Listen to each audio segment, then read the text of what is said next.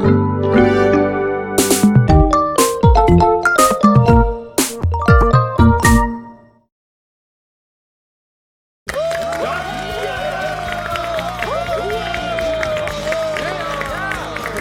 건강 프로젝트 나는 몽키다. 반갑습니다. 오늘은요 우리가 정말 두려워하는 질병 암, 그 가운데에서도 악성, 악질 이런 단어를 붙이고 있는 그런 암에 대해서 악성, 악질 이런 단어를 붙이고 있는 그런 암에 대해서 알아볼 텐데요. 암에 대해서 또 알아보고 관련한 치료법도 소개해드리겠습니다. 특별히 또 최근 들어서 아주 좋은 효과를 보이는 그런 치료법이 있다고 해서 그 방법을 나눠볼 예정이니까 기대해 주시기 바랍니다. 자, 오늘 뭐 이 자리에 어울리게 의학 전문 기자 모셨어요. 어서 오십시오. 인사. 안녕하세요. 의사 출신 의학 전문 기자 이진환입니다. 또 뵙게 돼서 반갑습니다. 네. 자, 그리고 이분 연기면 연기, 노래면 노래, 예능이면 예능 뭐 빠지는 것이 없습니다. 예, 이동준 씨가 오늘 함께 해주셨어요. 어서 오십시오. 네, 그룹 가수 이동준입니다. 사실 이동준 형님 하면 이게 싸움 짱으로 좀 굉장히 유명하시잖아요. 오래전 얘기지요. 그러니까 몇 년 전에 네. 연예계 싸움 서열에서 4위다 이런 얘기가 있었어요. 그런 게 있었어요? 4위다. 요거 인정하십니까? 옛날에 뭐 50대에는 내가 라디오스타에서 1위를 했지 내가. 자칭 1위를 했는데 요즘은 나이가 좀 있으니까 이제 양보를 후배들한테 많이 양보를 해야지. 아니 근데 딱 보면은 힘도 세시고 뭐 주먹도 꽤 쓰시고 굉장히 건강하실 것 같거든요. 아프신데 건강의 어떠세요? 대명사. 한 10년도 넘은 것 같아요. 솔직히 감기 한 번 안 걸렸어요. 근데 남 친구들하고 같이 있으면 정말 제가 건강하다고 자부를 해요. 가장 건강하죠. 아직까지 아픈 데가 없으니까. 근데 단 흠이 뭐냐면은 제가 담배를 한 40년 피운 것 같아요. 야, 담배를? 네. 40년이요? 40년을 피웠는데 하루에 한 한각 정도는 하루에요? 고정이고 나이에 또 비해. 촬영을 하게 된다 그러면은 또 좀 더 피우고. 와, 한갑 이상. 예, 흡연은 오늘 저희가 나눠볼 이 암의 가장 직접적인 원인 중에 하나가 되기도 합니다. 이 흡연이 큰 영향을 준 이 암. 그런데 저희가 앞서 조금 격한 그런 표현을 드렸잖아요. 뭐 악성, 악질 이런 말을 했는데 진단을 받는 순간 상당히 진행된 다음에 진단이 내려지기 때문에 이게 또 그 다음 치료 과정도 쉽지가 않거든요. 자, 먼저 오늘 주제 소개 전에 이 암 진단받은 환우의 이야기를 들어보겠습니다. 네, 영상 주실까요?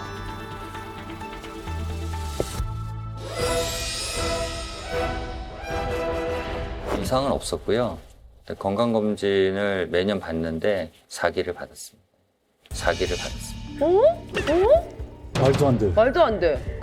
이라는 게 나와서 처음에 좀 믿지도 않고 이게 진짜 맞다라면 이거 의료사고가 아닌가? 그렇지. 좀 많이 황당했던 것 같아요. 이해가 안 가지. 억울하죠. 흡연인 것 같고요. 또 흡연 또 습관도 중요한 것 같습니다. 저 같은 경우 좀 습관이 안 좋았던 게 좀 이제 연기를 좀 깊이 들이마시는 그런 습관을 좀 가졌었거든요. 어느 정도 할 수 있습니까? 혹시 여쭤보셨을까요? 물어보진 않고 제가 인터넷으로 많이 찾아봤던 것 같아요. 그래서 사기라는 말씀에 사망률 1위 암. 저게 암. 저게 아니구나.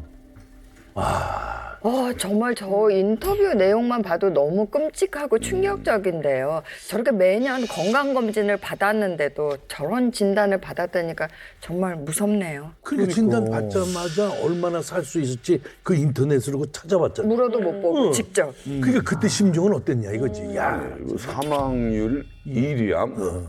도대체 어떤 암이죠? 암이 종류가 많은데 이렇게 뭐 진단이 내려지자마자 그렇게 위험하다고 할까요? 사망 선고를. 무슨 암? 자, 이 암은 말이죠. 예. 이 진단과 동시에 사망 선고를 받는 암으로 유명합니다. 그 이유가 간암, 대장암, 위암, 췌장암을 제치고 국내 암 중에서 가장 사망률이 높은 암으로 뽑혔기 때문입니다.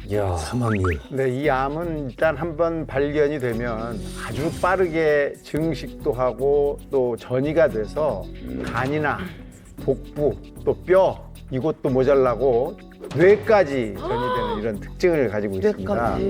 거기다가 이 수술받은 후에도 재발이 아주 잘 돼서 절망적이고 희망이 없는 이 공포의 암으로 불리기도 합니다. 공포의 암으로 불리기도 합니다. 그러면 저 같은 경우 흡연을 하는데 그럼 저는 얼마 시간이 안 남은 거예요? 아니, 거예요? 아이고. 혹시 슬리피는 흡연해요? 저는 한 100일 정도 됐습니다. 금연한 지. 견딜만해요? 참기 힘들죠. 네. 애기를. 자, 슬리피를 위해 일단 저희가 응원과 힘을 주는 박수를 보내드릴게요. 잘하셨네요. 감사합니다. 발병에 흡연이 아주 큰 영향을 주고 또 국내 암 사망률 1위의 암으로 기록된 이 암을 잡기 위해서 최근에 놀라운 또 치료제가 나왔다고 합니다. 그 얘기 같이 나눠볼 텐데요. 나는 몸시다 오늘의 주제 확인하실까요? 자, 오늘의 주제는요. 진단받는 순간 4기 폐암 3세대 항암제로 타격한다. 3세대 항암제 이야기를 좀 해보겠습니다. 담배 얘기가 나와서 설마 했는데 역시 폐암이네. 아니, 진단 받는 순간에 사기라고요? 야, 말이 안 되지. 이거 뭐 아픈 증상도 없는데 뭐 바로 사기? 계속 흡연을 하고 계시는 이제 이동준 씨인데 오늘 한 잘 달 나오셨습니다. 끊어봤어, 한 달. 예. 네. 자, 증상이 없다라고 많이들 알고 계신데 그 이야기도 저희가 잠시 후에 나눠볼 예정이고요. 자, 이 무시무시한 폐암에 3세대 항암제라는 것이 나와서 아주 이제 반가운 소식이지 않습니까? 이야, 신현주 신기하네. 기자? 네, 맞습니다. 그 한 통계 결과를 보면요. 2011년부터 2015년까지만 해도 이 폐암의 5년 상대 생존율이 24.7%였거든요. 근데 최근 통계에 아주 놀라운 변화가 관찰됐습니다. 바로 2015년부터 2019년까지 폐암의 5년 상대 생존율은요. 31.2%로 무려 6.5%나 증가했기 때문입니다. 엄청 많이 올랐다. 자, 그래서 진단과 동시에 사망 선고를 받는 것과 다름없다는 이 폐암의 장기 생존이 가능해진 이유는 바로 3세대 항암제 덕분이라고 보시면 될 것 같습니다. 3세대를 강조하네. 이것은 무엇이고 또 어떤 기준으로 폐암의 생존율을 높이는 것인지 알아볼 텐데요. 오늘 그래서 제가 세계적인 폐암 권위자를 모셨습니다. 네, 이분과 함께하는 시간 기대해 주시기 바랍니다. 나와주세요.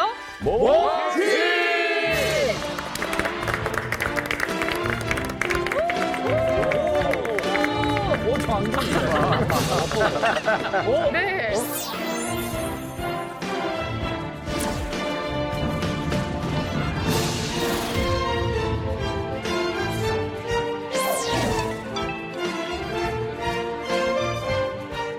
아니, 오늘 몸신을 위해서 선글라스를 준비하신 건가요? 아니면 평상시? 제가 이제 눈이 이제 안 좋아가지고 외래 볼 때 항상 이렇게 이제 빛을 차단하는 선글라스를 좀 끼고 외래를 보고 있거든요. 좀 남다른 선생님께서 오늘 네, 그러니까요. 와주셨고요. 그냥 못 부리신 줄 알고. 예.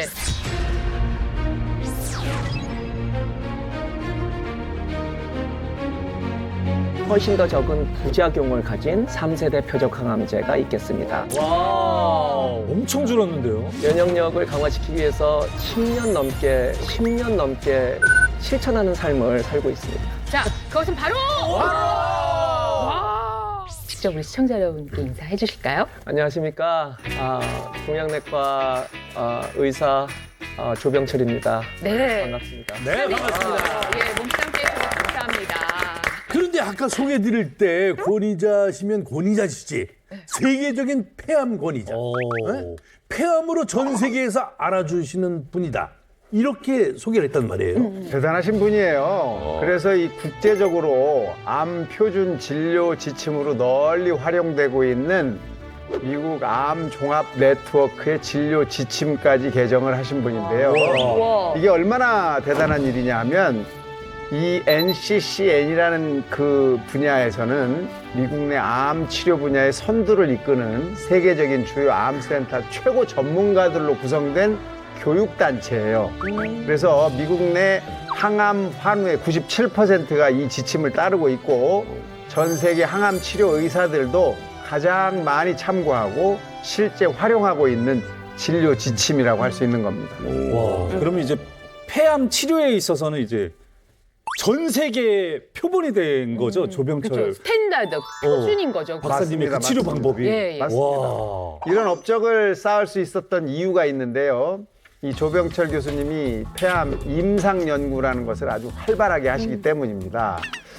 교수님은 폐암으로 더 이상 치료 옵션이 없는 환우들에게 임상 연구에 참여할 수 있는 기회를 제공해서 2022년 기준 연간 1242명의 환우가 임상 연구에 참여한 것으로 확인이 됐어요. 이렇게 연간 1000명 이상의 폐암 4기 환우들한테 신약의 사용을 참여해 볼 수 있는 이런 기회를 제공한다는 건 말이죠.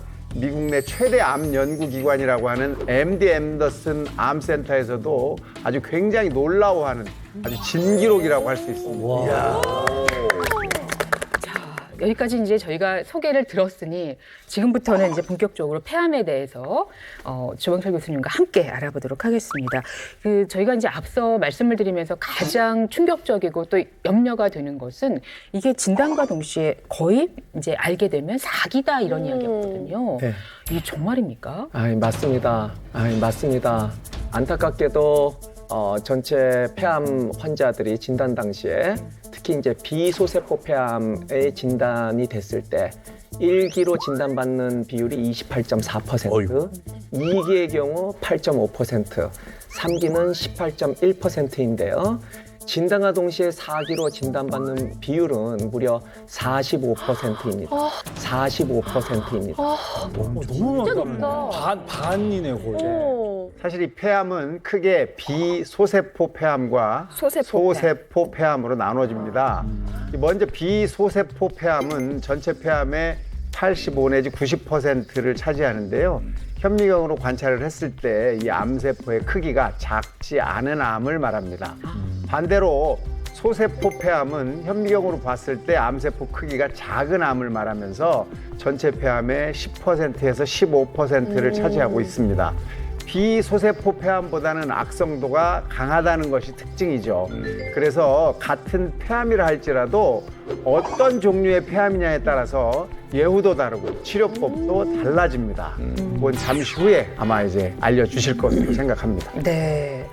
그런데 아까 비소세포 폐암의 경우에는 뭐 45% 정도가 이제 사기로 처음에 그렇게 진단을 받는 경우가 많다라고 말씀하셨어요. 그만큼 폐암은 이제 증상이 없다는 이야기잖아요. 실제로 무증상, 증상이 없었는데 어느 날 갑자기 폐암 사기라는 진단을 받은 환우분의 이야기를 저희가 들을 수 있었는데요. 제작진과의 인터뷰 같이 먼저 보실까요?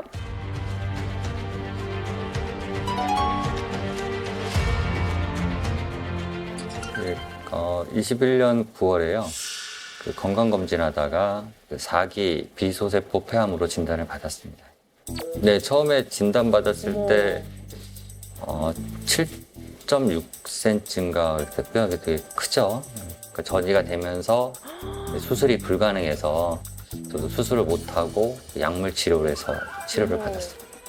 의외로 그렇게 뇌까지 올라갔지? 어머. 특별한 증상은 없었어요. 저는 당연히 괜찮을 줄 알았던 거죠. 25년 넘게 했었고요. 하루에 한갑 전후로 해서 폈던 것 같습니다. 회사에서 매년 그 건강검진을 받았거든요. 받았고 PCT를 추가적으로 해서 받았는데 어머. 그 건강검진 받은 지 1년도 채 안 돼서 한 9개월 만에 어머. 그 건강검진 결과에서 그럼 안 나타났다. 폐암이라는 게 나와서 좀 많이 황당했던 것 같아요. 매년 건강검진을 하셨고 흡연하셨기 때문에 추가적으로 PCT까지 찍었는데 건강검진을 얼마나 자주 해야 된다는 말인지 그것도 너무 궁금하고 말이 안 되는 것 같아요. 증상이 없다고 하니까 아니 이게 이럴 수가 있습니까? 뭔가 조금이라도 뭔가 신호가 오지 않나. 야, 교수님, 이게 대체 저분이 몸속에 폐암이 도대체 언제부터 생긴 거예요? 예, 환자마다 이제 폐암의 성장 속도가 다르기 때문에 정확하게 언제 생겼는지 말씀드릴 수는 없습니다. 통상적으로 폐암이 2배로 커지는 시간이 5, 6개월로 보고가 됐기 때문에 이제 수개월 동안 암이 자라서 전이된 상태로 발견된 걸로 봐야 될 겁니다. 다시 말씀드려서 오늘 저설량 CT로 아무 이상이 없어도 아까 그 환자분처럼 내일부터 암이 생겨서 자라기 시작하면은 너무 무서워. 내년 이맘때 CT에서 사기 폐암으로 발견될 수 있는 거죠. 사기 폐암으로 발견될 수 있는 거죠. 사실 이런 이유로 저설량 CT로 꾸준히 매년 검진을 받아도 사기 폐암으로 진단되는 환자들이 생길 수밖에 없습니다. 아니 근데 이 폐암이 왜 이렇게 뇌까지 쉽게 전이가 되는 걸까요? 폐에 생긴 종양은 주로 림프절이나 혈관을 통해서 타장기로 전이가 잘 되는데요. 네. 특히 전이가 잘 되는 부위로는 뇌, 간, 뼈, 부신이라는 복강내 장기가 있습니다. 암이기 때문에 기타 다른 장기로도 얼마든지 전이가 될 수 있습니다. 폐암은 이제 전신의 전이가 되기도 하는데요. 그런 환우의 사례를 또 준비해 오셨다고요? 그런데 폐암으로 이제 목의 림프절 전이까지 일어난 환우 사진을 준비를 했습니다. 함께 보실까요? 네. 네. 네, 팟CT라는 특수 영상 촬영입니다. 특히 이제 노란색으로 보이는 저 부위가 이제 암이라고 보시면 되는데요.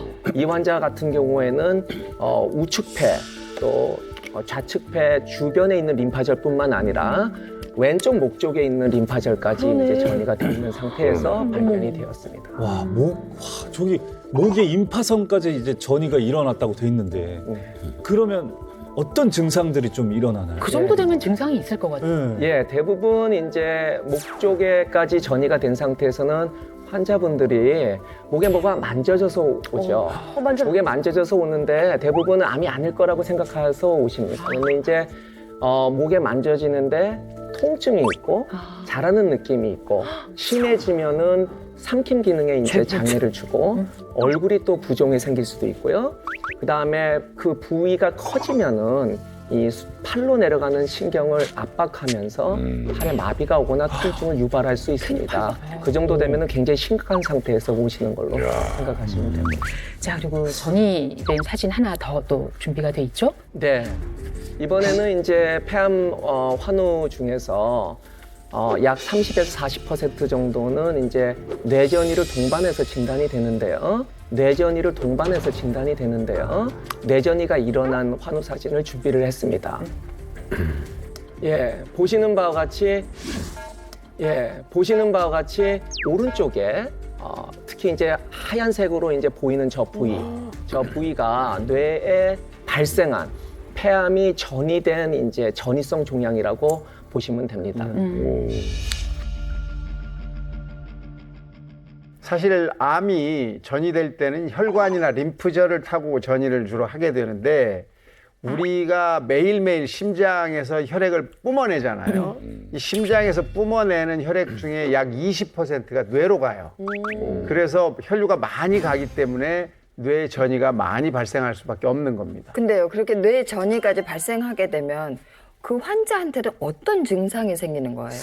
좀 전에 보셨듯이 이거 종양이 뇌로 전이되면 두통이 오거나 또 종양으로 인해서 뇌가 신경이 또 마비가 되면서 몸 일부에 힘이 빠져서 감각 변화가 나타날 수도 있습니다. 또 뼈로 전이되면요, 그 부위에 또 통증이 오고요. 만약에 감각, 부신 이런 부위에 전이가 되면 이 전신의 기운이 떨어지는 세압감을 느낄 수가 내가 있습니다. 요새 전신의 기운. 그런데 조명철 교수님, 폐암은 왜 전이가 다 되고 나서야 발견이 되는지 이게 또 의문입니다. 맞아요. 예, 그 정확한 원인을 이제 찾게 되면 제가 아마 죽기 전에 노벨상을 탈 것 같습니다. 죽기 전에 노벨상을 탈 것 같습니다. 네. 빨리 좀 살려주세요. 지금까지 이제 규명된 거는 크게 이제 두 가지가 있습니다. 첫 번째는 폐에는 감각신경이 없기 때문이고요. 그래서 암이 주변 장기에 전이 되거나 이제 침범한 후에 통증이 발생하고 이제 발견이 되는 거죠. 두 번째는 폐에서 자라는 암세포들은 성장 속도가 비교적 빠르고 전이를 일으키는 필요한 여러 유전자들이 활성화되어 있어서 암이 빨리 전이를 하고 특히 뇌로도 많이 전이를 하는 특징을 가지고 있습니다. 악질이네. 그러니까요. 진짜. 이렇게 뭐 폐암이 있을 때뿐만이 아니라 그 이후에 전이 돼서 통증을 느껴야 저희가 알 수 있다라고 하니까 정말 까다롭고 참 힘든 암이 폐암이라는 생각이 드는데요. 실제로 폐암 4기 5년 상대 생존율 그 암 등록 통계에 의하면 5.4%밖에 되지 않습니다. 5.4%밖에 되지 않습니다. 너무 적다. 자, 그런데 최근에 좀 놀라운 일이 생겼습니다.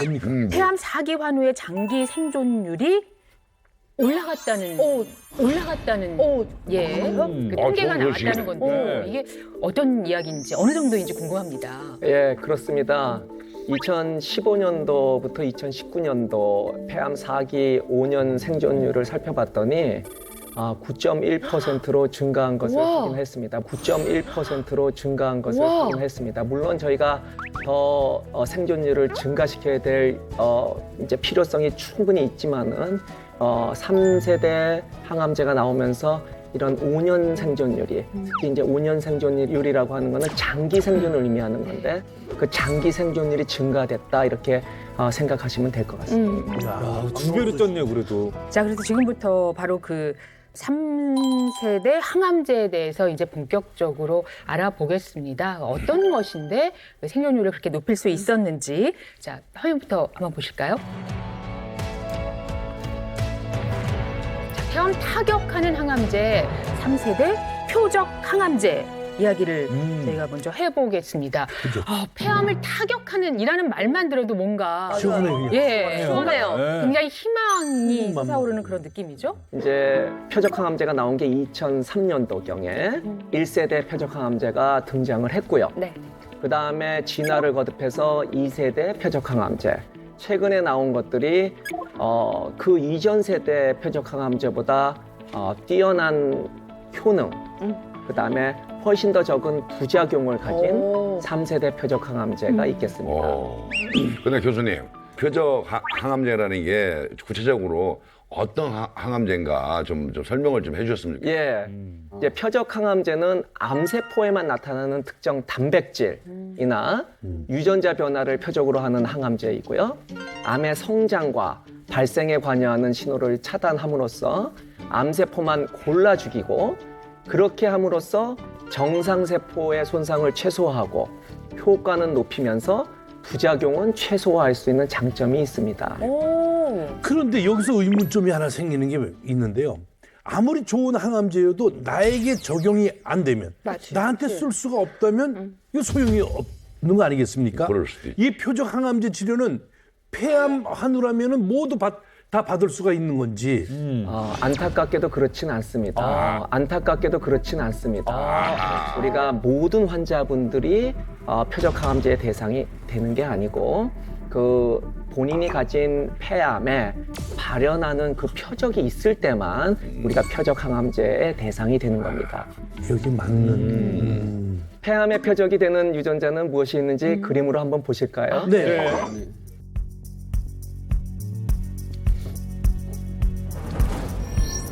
폐암을 일으키는 3대 특정 유전자로 EGFR, ALK, ROS1이 있는데요. 예를 들어서 EGFR은 폐암에서 가장 흔한 돌연변이 유전자로서 세포막에 존재하고 외부에서 오는 여러 신호들을 받아 세포의 분화와 성장을 촉진하는 일을 합니다. 그런데 여기에 만약에 돌연변이가 생기면은 신호 전달 체계에 이상이 발생해서 비정상적으로 세포가 분열하고 성장하고 전이를 하게 되고 이때 3세대 표적 항암제는 EGFR 돌연변이 유전자에 직접 작용해서 암세포를 죽이는 역할을 하게 됩니다.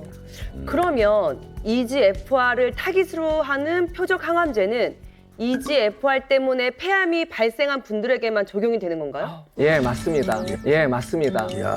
반대로 폐암 조직에 ALK가 있으면 ALK 표적 치료제를, 로스1이 있으면 로스1 표적 치료제를 이제 써야 되고요. 1세대부터 3세대 표적 치료제들이 그 다양한 표적에 대해서 우리가 지금 사용되고 있습니다. 그러니까 이게 이름이 좀 어려워가지고 좀 쉽게 얘기하면 뭐 예를 들면 이제 뭐 슬리피 돌연변이. 돌연변이가 있어요. 그리고 이동준 돌연변이가 있는데 슬리피 돌연변이가 원인이 됐어. 그러면 슬리피 돌연변이만 타격하는 항암제를 쓰는 거고, 표적 항암제를. 그쵸? 그럼 만약에 이동준 돌연변이가 원인이 된 암이면은 이제 이동준 돌연변이만 공격이 되는 거고. 왜 나를 가지고 그래? 왜 나를 가지고 그래? 제가 아는 사실인데 예, 정확하게 맞는 비유시고요. 오. 예, 너무 재밌는 비유라서 제가 진료실에서 환우분들한테 좀 이렇게 써먹어야 될 것 같아요. 자, 여기서 그럼 제가 가장 중요한 질문 하나 하겠습니다. 이 3세대 표적 항암제가 도대체 이 폐암에 얼마나 제대로 된 치료를 할 수 있는 건지. 데이터를 제가 이제 간단히 설명드리겠는데요. EGFR 돌연변이를 억제하는 3세대 표적 항암제와 1세대 이제 약제인 세포 독성 항암제를 치료받은 후에 이 무진행 생존 기간을 살핀 연구가 있습니다. 여기서 이제 어려운 말이긴 하지만 무진행 생존 기간이라고 하는 거는 환우분들이 질병이 있어서 특정 치료를 하고 난 다음에 악화되지 않는 시간을 얘기하는데 폐암으로 세포 독성 항암제를 치료받은 그룹은 무진행 생존 기간이 약 4.4개월이었는데 반해서 3세대 표적 항암제 치료받은 그룹은 약 10.1개월로 세포 독성 항암제 치료받은 그룹보다 무진행 생존 기간이 약 2배 이상 높았습니다. 악화되지 않는 기간이 길어지는구나. 실제로 이 자리에 폐암 4기 진단을 받고 3세대 표적 항암제 치료 후에 좋은 효과를 보고 계신 분이 처음부터 저희와 함께하고 계셨어요. 인사 나누겠습니다. 안녕하십니까? 안녕하세요. 66세 김덕상이라고 합니다. 네, 어서 오십시오. 네, 이 진단 받으신 지가 아주 오래지 않으시던데요. 언제적 일인가요? 2020년 12월에 비소세포암 4기 진단을 받았고 뇌와 척추에까지 암이 전이가 된 상태입니다. 그런데 어느 날 폐암 4기 진단을 받았다. 도저히 받아들이지 못할 것 같았는데 우리 김덕상 선생님도 그러셨죠? 네, 맞아요. 저도 막 꿈인 줄 알았어요, 처음에는. 근데 가만히 보면 꿈이 아니고 진짜 그 어떤 말로 표현할 수 없을 만큼 그 충격이 좀 심했었죠. 예. 근데 폐암인 것은 어떻게 알으셨어요? 제가 고깃집에서 주방에서 한 20년간 일을 했어요. 예, 그러면 이제 식당에 일을 하게 되면 이제 보건증을 발급을 받아야 되는데 그 보건증 발급을 받으러 갔는데 그 소장님이 폐에 조그만한 뭐 좁쌀만한 게 있다고 정밀 검사를 한번 받아보라고. 예. 그냥 뭐 저는 뭐 이제 대수롭지 않게 넘겼죠 그냥. 그러고 2년이 지났는데 어느 날 막 어지럼증이 심하고 이상하다. 병원 가서 뇌 검사를 받았는데 선생님이 뇌 결절이 보인다고 큰 병원 가가지고 검사를 다시 한번 받아봐라. 그래서 제가 대구에서 계속 생활을 하다가 이제 서울 대학병원으로 가라고 그래가지고 서울 와서 이제 받았더니만 비소세포암 4기라고 진단을 받았어요. 야, 이거 뭐야?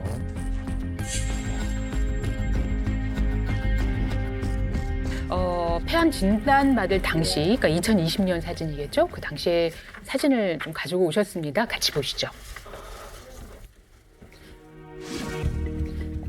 예, 왼쪽부터 흉부 CT, 중간에는 허리 쪽에 MRI, 맨 오른쪽은 이제 뇌 MRI 사진입니다.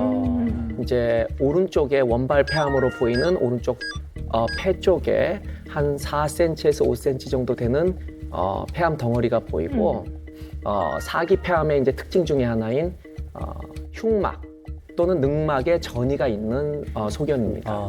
또 하나는 이제 척추 MRI를 보시면은 척추에도 이제 전이 소견이 보이고 가장 중요하게는 뇌에도 좌측 뇌 뇌전이 소견이 보이고 있습니다. 아니 근데 저는 좀 궁금한 게 2018년도 이미 좁쌀만한 폐에 뭐가 있다고 하셨는데 그게 왠지 폐암이었을 것 같거든요. 근데 그 말씀을 듣고 왜 병원에 안 가시고 그냥 대수롭게 넘기셨는지.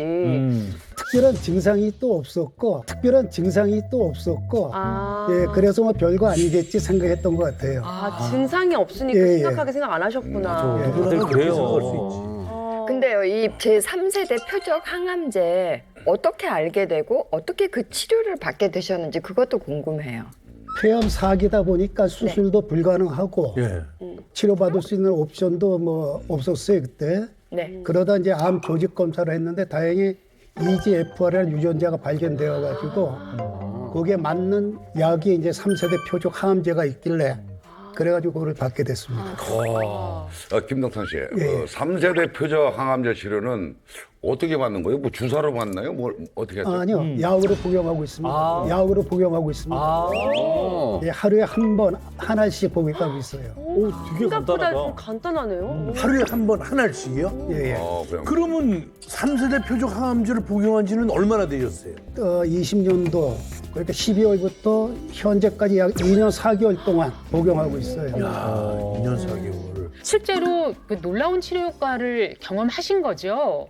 예, 복용 후 한 2달 뒤부터 경미하지만 폐에 있는 암 크기가 조금 없이 줄어들고 그러던 작년 12월에는 폐에 있는 암이 거의 안 보인다고 주치 선생님이 말씀하시더라고요. 다행이네요, 진짜. 정말 아 근데 이게 폐만 놓고 네. 보면 관해라면은 다른 곳은 아직 암이 남아 있는 건가요? 네, 뇌에 전이된 암도 눈에 거의 안 보일 정도로 줄어들었는데 척추에 있는 종양이 크기가 줄긴 해도 아직 남아있는 상태이기 때문에 계속 추적 관찰 중에 있습니다. 예. 자, 그렇다면 저희가 앞서 초기의 그 진단 상태의 사진을 봤는데 현재는 어떤 상태이신지 보시겠습니다. 비교 사진. 예. 저희가 앞서 초기의 그 진단 상태의 사진을 봤는데 현재는 어떤 상태이신지 보시겠습니다. 비교 사진인가 봐. 예. 비교 사진. 예. 많이 줄었네. 아까 맨 처음에 보였던 이제 진단 당시에 원발 종양, 우측폐에 보이던 것이 굉장히 많이 줄었죠. 네. 이렇게 줄어든 상태로 완전히 없어지길 바라시는 게 환우분들 또 가족분들의 소망일지 모르지만 저희의 소망이기도 하고 아직까지 의학 기술이 저 우측배에 보이는 저거를 완벽하게 없앨 수 있는 의학 기술은 없습니다. 다만 저 상태로 1년, 2년, 3년, 심지어는 10년까지 우리가 오랫동안 유지할 수 있는 능력이 있는 게 1, 2세대 표적 치료제가 가지지 못하는 3세대의 표적 치료제의 이제 특장점이라고 생각하시면 될 것 같습니다. 아까 말씀하신 비진행, 진행되지 그렇습니다. 않은 채로 무진행. 지금 저렇게 예. 무진행. 네. 자, 이번에는 전이됐던 부분에 이제 척추. 예, 척추로 이제 전이된 병변인데, 저 까맣게 보이는 저 부분이 확실히 줄어들었죠. 네. 엄청 줄었는데요. 엄청 예. 들고 흐려졌어요. 예. 그래서 아마 우리 환자분도 이제 허리 통증이 있었던 것들이 많이 경감됐을 거라고 생각이 듭니다. 실제로 그렇습니까? 예, 맞아요. 예. 진짜 신기하다. 자, 그리고 이제 여기에서 아까 증상을 느끼신 것은 어지럼증이었잖아요. 뇌는 어떻게 됐는지 한번 변화를 보시죠. 네. 네. 없다. 없어요. 사라졌다. 없어요. 이건 사라졌네. 왼쪽 치료 전에 보이는 좌측 뇌에 있는 덩어리가 네. 지금 제가 보기에도 거의 안 보일 정도로 아예 없어졌어요. 정말 진심으로 다시 한번 축하를 드리는데요. 네. 지금 저희가 사진으로 정말 거의 없어지고 이런 모습들을 사진을 통해서 보고 있는데 실제 생활하시면서 사례자분께서는 몸이 어떻게 달라지고 있는 걸 느끼고 계신지요? 1년 전만 해도 이제 조금만 움직여도 숨이 빨리 차는데 현재는 숨 차거나 어지럼증이 없어졌습니다. 야, 3세대 표적 항암제 효과가 정말로 대단합니다, 대단해. 예, 예. 이렇게 저희가 사례로 보니까 정말 놀라운데요, 선생님. 네, 실제로 우리 환자분처럼 EGFR 돌연변이가 원인이 된 비소세포 폐암의 3세대 표적 치료제 항암제가 얼마나 효과적인지를 알아본 연구 결과가 있습니다. 과거 항암 치료를 받지 않은 EGFR 돌연변이를 가진 환우분들 556명을 두 그룹으로 나눠서 한 그룹은 3세대 표적 항암제, 또 한 그룹은 1세대 표적 치료제를 치료받게 했는데요. 그 결과 1세대 표적 항암제로 치료받은 환우의 생존 기간은 31.8개월이었지만 3세대 표적 항암제 치료받은 환우의 생존 기간은 38.6개월로 상당히 차이를 나타내는 것을 보였습니다. 좀 늘어나네. 그런데 우리가 생각하기에 뇌는 단단한 장벽으로 둘러싸여 있어서 뚫기 힘들다고 좀 알고 있거든요. 근데 어떤 원리로 3세대 표적 항암제가 그 뇌까지 전이된 암을 치료하는 건지. 예, 암이 사실 뇌에 전이된 경우에 기존의 항암제는 이 뇌와 혈관 사이에 있는 뇌혈관 장벽이라는 게 있는데 그걸 넘기가 힘들었습니다. 하지만 3세대 표적 항암제의 경우는 뇌혈관 장벽, 이 투과율이 높아졌거든요. 그래서 뇌로 전이된 암까지 치료하는 데 효과적이다 할 수 있습니다. 그러니까 의술은 계속 지금 발전되고 있는 거예요. 네. 실제로 그런 방법으로 지금 치료를 받고 아주 좋은 이렇게 상황으로 변하셨다고 하니까 따님분도 제 3세대 표적 항암제 이 치료를 통해서 호전되시는 모습을 보고 너무 고마워서 이 항암제에 대한 고마움을 SNS에 정말로? 예, 올리셨다고 해요. 그거 한번 보시면 네. 예, 이렇게 실제로 약을 보여주시면서 올리셨는데 여기 적힌 글이 이 약 하나는 내가 사랑하는 아빠의 생명줄, 전이된 암세포까지 안 믿길 만큼 사라져버린 너무나도 감사하고 간절한 약입니다.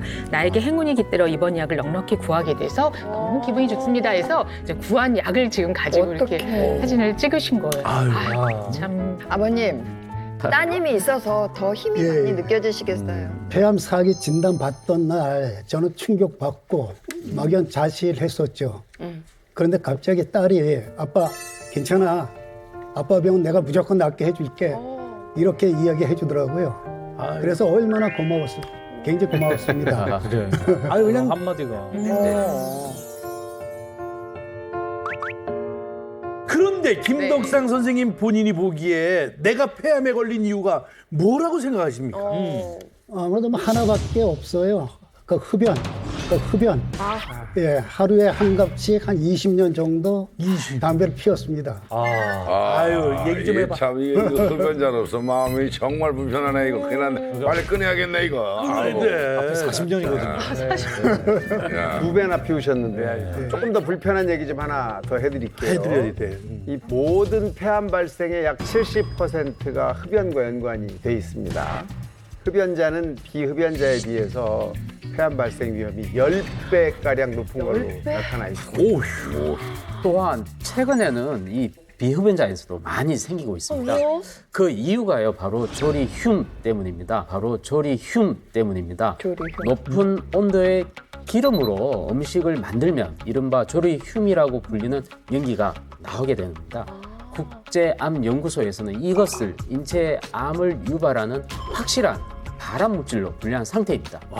이를 뒷받침하는 연구도 있는데요. 주방 환기가 잘 안 되는 공간에서 요리를 하는 여성은 그렇지 않는 여성에 반해서 폐암 발생률이 약 1.4배나 높은 것으로 나타났습니다. 그러니까 김덕상 사례자께서도 그 주방에서 주방장 일을 아주 오랫동안 하셨다고 그랬는데 맞다. 이 조리 흉으로부터 아주 자유롭지는 않으셨을 것 같아요. 그 조리 흉이 그 폐암에 어떤 영향을 끼치지 않았을까 그런 생각이 들어요.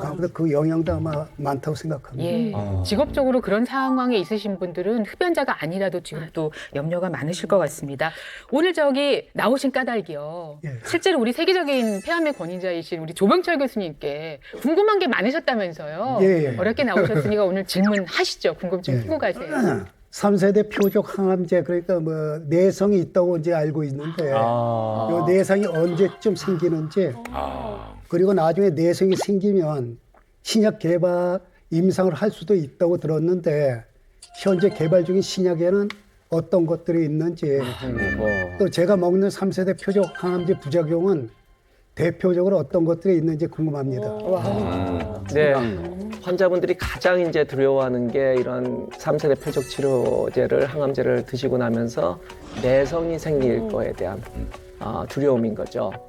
내성이라고 하는 거는 환자마다 제각각으로 이제 발생할 수밖에 없어요.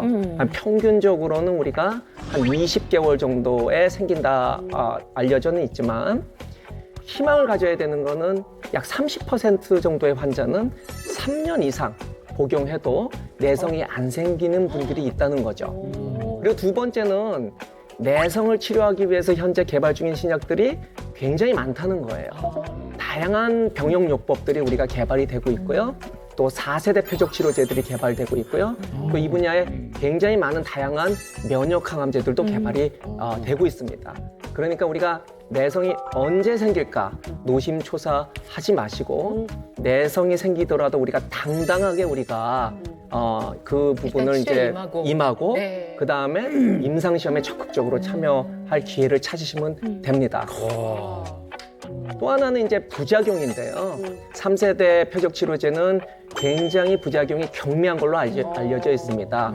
병증의 피부 발진, 구내염, 설사 등이 보고되고 있고 중증의 부작용으로는 한 5% 미만으로 우리가 폐렴이 생긴다고 알려져 있습니다. 정말 예. 혹시 이제 궁금증 다 풀리셨죠? 덕분에 아니요, 저희도 하나 더 궁금한 있어요. 거 또 있어요. 예, 예. 마음껏 물어보세요. 네. 제가 복용하고 있는 약이 현재 지금 보험이 안 됩니다. 그래서 한 달에 한 700에서 800만 원에 700에서 800만 원의 약을 타고 있는데 그게 언제쯤 보험이 될까? 예, 그게 좀 궁금합니다. 중요하죠. 예. 환자분이 이제 복용하고 있는 3세대 표적 항암제가 지금 현재 우리나라에서는 2차 이상의 치료에서만 건강보험 적용을 받고 있습니다. 그런데 이제 1차 치료제로 복용 중이기 때문에 건강보험 확대 적용을 못 받고 있는 건데요.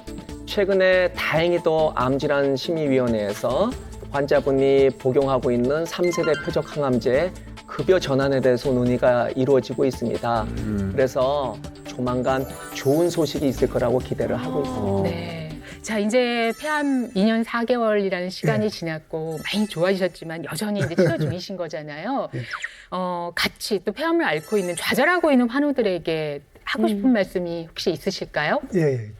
첫 번째는 이제 절대 용기를 잃지 마시고 요즘 좋은 신약이 많이 나오니까는 예, 거기에 이제 기대를 하시고 두 번째는 암이 적이 아니라 삶의 일부라고 생각하시면 좋겠습니다. 긍정적으로 마음이 중요합니다. 마지막으로 주치의 선생님을 믿으세요. 제가 운 좋게 좋은 교수님 만난 것 같습니다. 이 자리를 빌어서 다시 한번 감사의 말씀을 드리겠습니다. 예. 오늘 예, 경험 나눠주셔서 진심으로 감사합니다. 예, 건강하시길 바라겠습니다. 네. 면역력을 강화시키기 위해서 10년 넘게 먹는 식단이 있습니다. 이걸 다 드세요? 꼭 이걸 먹어야지 각종 암을 예방할 수 있습니다. 도움이 되나 봐. 완벽하다 진짜 이거는 뭐. 자, 폐암을 타격하는 항암제로 3세대 표적 항암제에 대해서 알아봤는데요. 이와 함께 또 폐암 치료에 주목받고 있는 방법이 있다고 합니다. 자, 이거 빠질 수가 없는데 어떤 건지 같이 보시죠.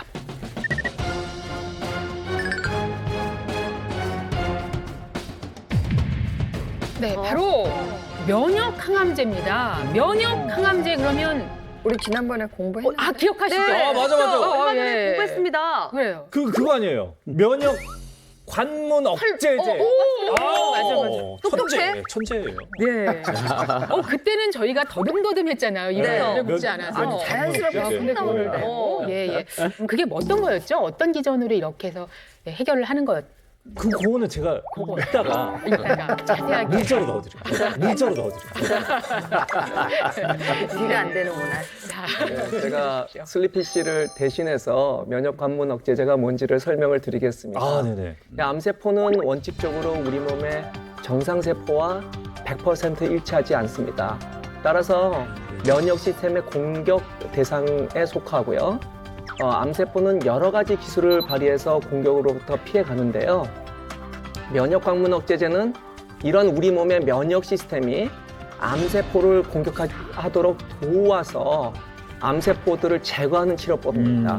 경찰관이 면역세포고 도둑이 암세포라고 가정하시면 되고요. 경찰관이 눈을 가리고 있으면은 도둑이 앞에서 계속 있어도 못 잡죠. 네. 이때 면역관문 억제제는 눈을 가린 경찰관의 안대를 풀어주는 역할을 합니다.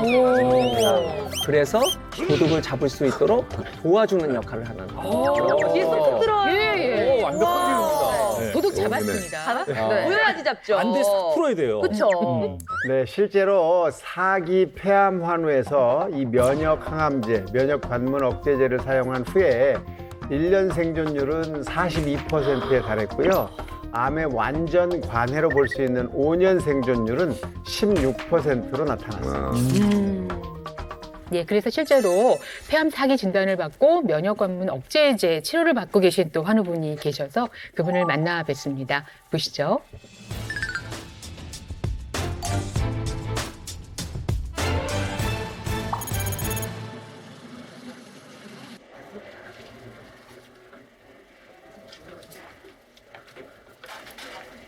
네, 역시 임상시험에 지금 응하고 계신 분이시고요. 4년째. 19년. 제가 2019년도 5월 달에 비소세포 폐암 진단 받았습니다. 예. 나이도 젊은데. 우측 흉부, 우측 폐 이쪽에 이렇게 암이 생겼고 5개월 만에 폐에서 이제 그 뇌까지 이렇게 전이가 됐습니다. 왜 이렇게 뇌로 가냐? 그러니까. 처음에 이제 진단을 받았을 때는 좀 믿겨지지가 않았죠. 처음에는 아무 말이 안 나오더라고요. 그냥 막막하더라고요. 예. 그랬을 것 같아요. 30대 너무 젊은 받은 나이. 곧 있으면 이제 와이프 아기도 이제 출산을 해야 하는데 아유. 내가 이제 여기에서 마냥 포기하고 주저앉을 수만 없다. 항암이 좀 힘들다고는 하지만은 저한테는 선택의 여지가 없었습니다. 예. 쥐푸락이라도 잡는 심정으로 열심히 받고 이겨내야겠다 그런 마음을 좀 가졌습니다. 30대 온 거 아니에요? 그러니까요. 또 거기다가 아내가 출산을 앞두고 있는데 폐암 사기 진단을 받으셔서 정말 충격이 더 크셨을 것 같아요. 네, 사기 폐암으로 이제 4년 전에 진단을 받고요. 그 당시에 면역 항암제, 면역 관문 억제제로 이제 치료를 받기 시작했습니다. 오른쪽 폐에만 있는 건 아니었지만 대표적인 병변이 원발 병변이 이제 오른쪽 폐에서 있었고 그 면역 관문 억제제 치료 받고 나서 암이 많이 줄진 않았지만은 이제 암이 잘 안정화 반응이라고 그러죠. 커지지 않고 내 몸과 같이 사는 상태, 4년 넘게 그 상태를 이제 유지를 하고 있고요. 이 앞으로 몇 개월만 더 지나면은 그 완전 관해라고 우리가 생각할 수 있는 5년 터치다운을 우리가 바라보는 아주 이제 좋은 치료 효과를 보이는 분입니다. 근데 교수님, 그 암이 아예 없어진 것도 아니고 줄어진 것도 아니고 그대로 있는 거잖아요. 근데 네. 어떻게 관해라고 바라볼 수 있는 건가요? 면역 항암제의 특징은 뭐냐면 꼭 줄이지 않아도 됩니다. 우리 몸의 면역 세포가 우리 몸에서 자라고 있는 암세포를 인식을 해서 더 이상 얘가 자라지 않게끔 감독을 하는 역할을 하고 있기 때문에 설사 줄어들지 않아도 매우 매우 좋은 효과를 보이는 환자라고 생각하시면 됩니다. 네, 지금부터는요, 폐암에 관한 세계적인 권위자 우리 조병철 교수님께서는 그렇게 많은 환자를 보시고 또 이 폐암이 위험한지 알고 계시는 분이니까 생활 속에서 폐암 예방을 위해서 어떻게 노력을 하시는지 이제 그것을 여러분께 알려드리려고 해요.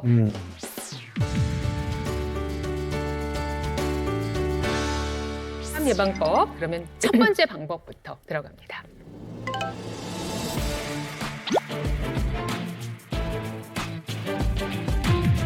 조병철 교수의 폐암 예방법 첫 번째는 역시 비흡연입니다. 그럼 저 질문 있습니다. 교수님은 한 번도 피워보신 적이 없으십니까? 아, 그럼요. 오. 저는 개인적으로 담배를 정말 혐오하고요. 그래서 담배를 태우시는 분들하고는 가급적 사적에서도 안 만나려고 그러고 담배 연기를 피하려고 무지 노력을 하고 있습니다. 간접 흡연 자체도 매우 위험한 이제 발암 물질을 우리가 흡입하는 거기 때문에 우리가 몸소 직접 흡연도 금지해야 되지만 간접 흡연으로부터도 우리가 피해야 된다. 이렇게 항상 이제 실천하는 삶을 살고 있습니다. 근데 이 담배 연기 정말 나쁘고 우리가 조심해야 된다는 거 다 알고 있는데 요즘은 그것만큼 또 문제가 되는 게 미세먼지. 공기가 너무 좋지가 않아서 창문도 열 수 없고 밀폐된 안에서 어떻게 지내야 되는지 이 미세먼지도 그만큼 우리가 위험한 거죠. 조심해야죠. 예, 미세먼지도 이제 최근의 연구 결과에 따르면은 폐암의 발암 물질이라고 알려져 있고요. 우리가 이제 이런 간접 흡연, 미세먼지, 뭐 다양한 이제 폐암을 유발하는 물질로부터 우리가 피하는 방법은 숨을 안 쉬는 건데. 교수님 잘 못 들었습니다. 숨을 안 쉬면은 어떡합니까? 숨을 쉬지 말라고요? 그럴 수는 없잖아요. 네. 우리가 살려면. 그래서 미세먼지가 많은 날은 항상 미세먼지를 막는 마스크를 끼고 외출을 할 거를 권해드립니다. 자, 그리고 이제 폐암 예방을 위해서 또 하시는 게 있는데요. 이게 실내에서나 실외에서나 하시는 운동이 있다고 합니다. 이게 상황에 따라서 다르다고 하는데 어떤 운동을 하실까요?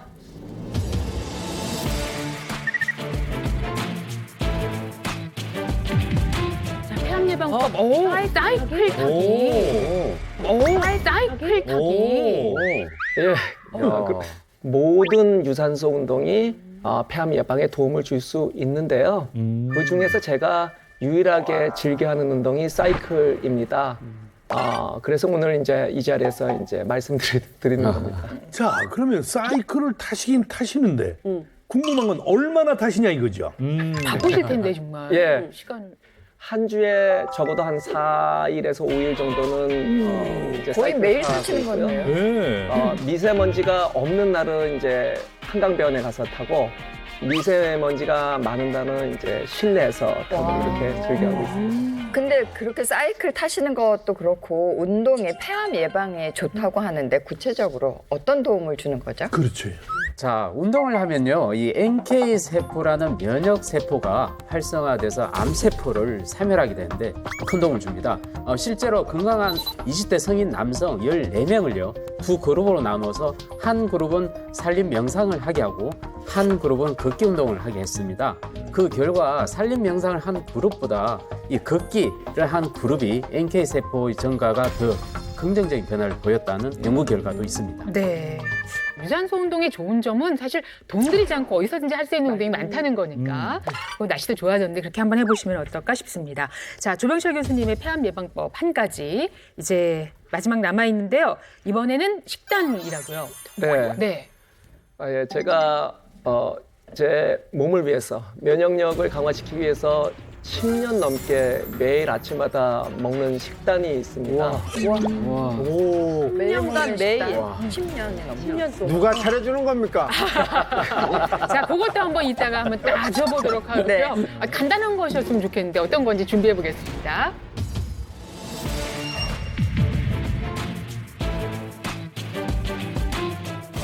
자, 지금 이 안에 우리 조병철 교수님께서 면역력 강화를 위해서 또 폐암 예방을 위해서 10년간 매일 드시고 있다는 그 식단이 준비되어 있습니다. 궁금하다, 궁금해. 오늘 뭐 상당히 거창해 보이는데. 그러니까요. 예. 자, 그것은 바로.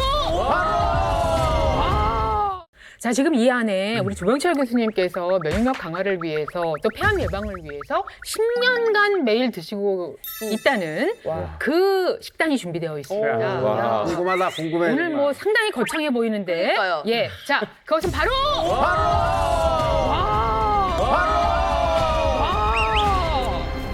이걸 아니. 하세요?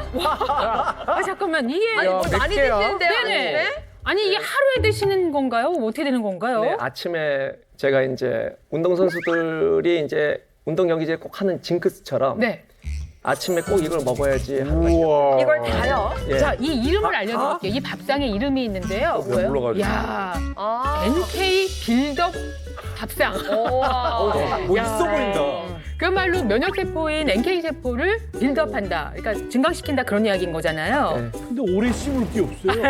예, 그러니까 이 종류가. 이게 뭐 저만의 레시피고요. 또 이제 아무나 따라할 수가 없기 때문에 제가 이렇게 했는데 하나하나 이제 소개시키면 첫 번째는 채소 착즙 주스. 그러니까 네. 쌈케일과 토마토, 당근을 착즙해서 이건가요?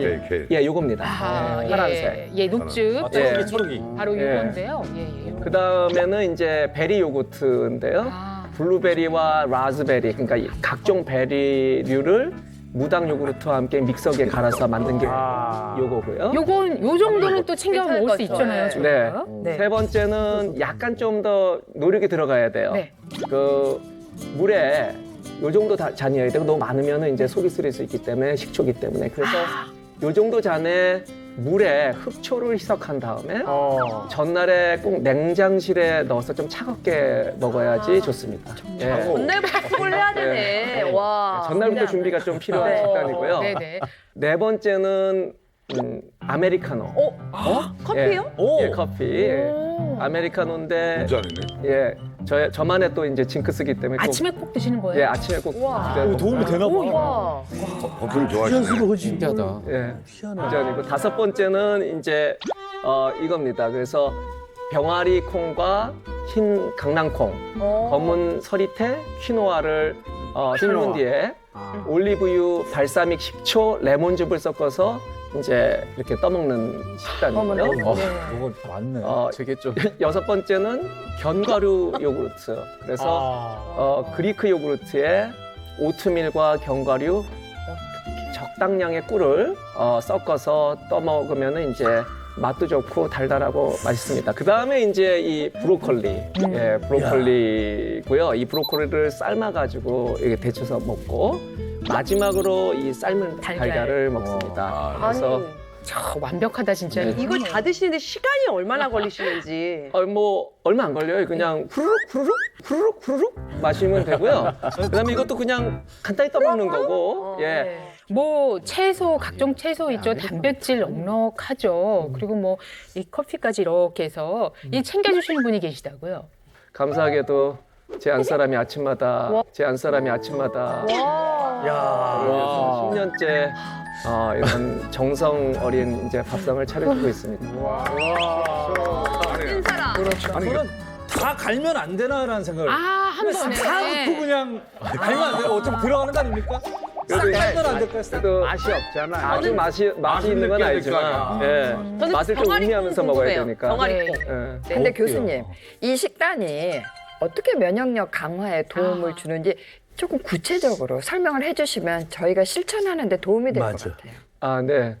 그 제 식단을 자세히 살펴보시면은 베리류, 또 과일, 브로콜리처럼 이제 각종 비타민이 견과류? 풍부한 식품들로 구성되어 있고요. 이것들을 평소 꾸준히 섭취하게 되면은 암과 싸우는데 꼭 필요한 우리 몸의 면역 기능을 증진시켜서 각종 암을 예방하는 효과가 있습니다. 특히 채소 착즙 주스에 들어간 재료인 당근과 토마토에 함유된 영양 성분은 특히 폐암 예방에 효과가 있다고 알려져 있습니다. 네. 조금 더 보태서 설명을 드리면 미국 하버드 대학의 보건대학원의 도미니크 미쇼라는 박사분께서 총 12만 4천여 명을 대상으로 장기간에 실험한 결과가 있습니다. 식사 습관에 관한 몇 가지 설문조사를 한 다음에 10년에서 12년이 지난 후에 또다시 설문조사를 해봤어요. 이 결과 토마토에 들어있는 라이코펜과 당근에 함유된 알파 캐로틴이 그걸 가장 많이 섭취한 사람들이 폐암 위험이 낮은 것으로 나타났거든요. 특히 담배를 피우지 않고 알파 캐로틴 섭취량이 가장 많은 사람의 경우 폐암 위험이 63%나 낮은 것으로 밝혀졌다고 합니다. 근데 이게 굉장히 정성이 너무 많이 들어가요. 그렇죠. 진짜 네. 찐 사랑이 느껴지는데 이 기회에 좀 아내분한테 좀 어떤 면역력이 가득 담긴 사랑의 편지 한번 영상 편지 한번 이 기회에 언제 텔레비 나오겠어요. 길게 쓰지는 못할 것 같고요. 네. 예, 아침마다 정성스럽게 이렇게 마련해 주셔서 감사합니다. 오랫동안 건강하게 살겠습니다. 아니 사랑한단 말 하죠. 존댓말로. 그럼요, 않아서. 아유, 그럼 지금 한번. 예. 속 안 속이고 잘 살겠습니다. 잘 살겠습니다. 안 나와. 안 나와. 새 얻어서 사시는 거 같아요. 제 생각엔 이걸 다를 못하더라도 한 두어 가지만 해도 돌아가면 그럼요, 쉽지 않을까요? 그럼요. 최고예요.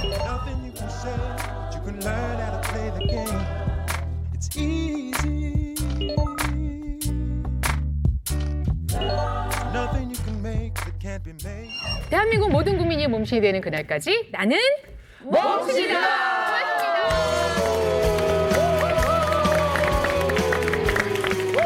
당뇨병은 끊임없이 다가와서 돌연사할 수 있는 아주 무서운 병입니다. 30대 초반에 제2형 당뇨병 진단을 받았습니다. 죽을 수 있다고. 당뇨약 먹은 지 무려 3개월 만에 약을 끊으셨대요. 모신으로 모셔서 자세한 얘기 나눠보겠습니다. 당화혈색 수치를 보고 너무 높아서 죽을 수 있다고 하더라고요. 어떻게 해서 끊으신 거예요, 약을? 어떤 특정 음식을 먹고 당뇨약을 끊었습니다. 그걸 알려드리겠습니다. 너무 맛있어요. 채널 A